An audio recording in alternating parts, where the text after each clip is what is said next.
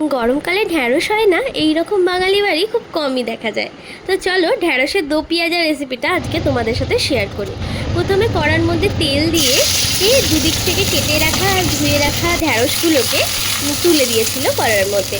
ততক্ষণ ঢ্যাঁড়সটা ভাজা হচ্ছিল, আর হ্যাঁ, চাপা দিয়ে রেখে দিয়েছিল ভাজা হবার জন্য।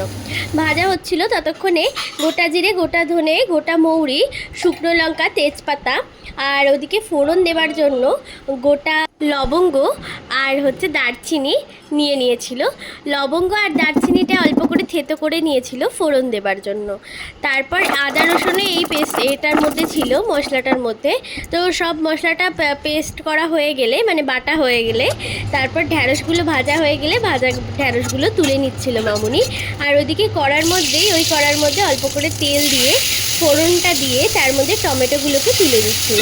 টমেটোটা একটুখানি সেদ্ধ হওয়ার জন্য হালকা পাতলা, তাই জন্য ঢাকা দিয়ে রেখে দিয়েছিল। তারপর ঢাকাটা খুলে সেদ্ধ মতো হয়ে গেলে তার মধ্যে ওই শিলে বাটা পেস্টটাকে দিয়ে তার মধ্যে নুন, হলুদ আর অল্প করে চিনি আর কাশ্মীরি লাল লঙ্কার গুঁড়ো দিয়ে ভালো করে মশলাটাকে কষিয়ে নিয়েছিল। তারপর মশলাটাকে ভালো করে কষানো হয়ে গেলে কেটে রাখা পেঁয়াজগুলোকে দিয়ে দিয়েছিল। পেঁয়াজগুলো কিন্তু এইভাবে কাটা হবে, আর পেঁয়াজগুলো কিন্তু ভাজা হবে না, যাতে পেঁয়াজগুলো গোটা গোটা থাকে, দেখতে যাতে ভালো লাগে। তো অল্প করে জল দিয়ে নেড়ে চেড়ে নিয়ে তারপর ভেজে রাখা ওই ঢ্যাঁড়সগুলোকেও তুলে দিয়ে ভালো করে কষিয়ে নিতে হবে।